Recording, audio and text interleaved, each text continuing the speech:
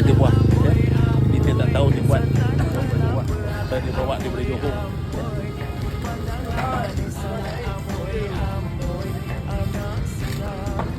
Ini udang merah air pada ni ya.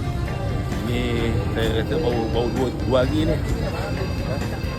Di belakang Giant ini Bob. YB kenal YB. Tahu. Ini Bob ni. Ni kita tak tahu ni.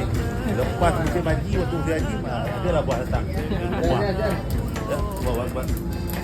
Okey di Giant belakang Giant ya. Bob kerja buah. Ramai ya. Datang ramai-ramai buah. Ini musim terbaik ni. Datang.